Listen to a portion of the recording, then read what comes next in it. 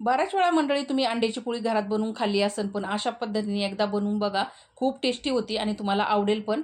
तर त्यासाठी मग काय करायचं, इथे 1 टोमॅटो आणि 1 कांदा असा बारीक-बारीक चिरून घेतला. तसंच मिरची, कोथिंबीर होईल तेवढं बारीक चिरून घेतलेलं आहे. आता उन्हाळ्याचे दिवस आहेत ना, त्याच्यामुळं मी अंडे आहेत ना, वाटीमध्ये सेपरेट-सेपरेट फोडून घेतलेले आहेत. म्हणजे एखादं जर खराब असेल, तर आपल्याला साईडला करता येतं ते. अंडे फोडून झाल्यानंतर त्यामध्ये ना, मी 2 चमचे बेसन पीठ मिक्स केलेलं आहे.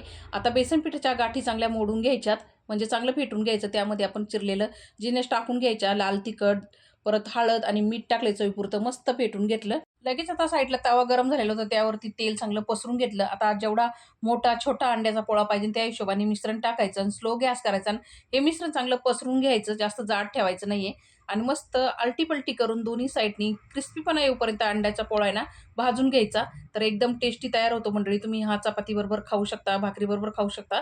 चला तर भेटूया पुढच्या व्हिडिओमध्ये. धन्यवाद.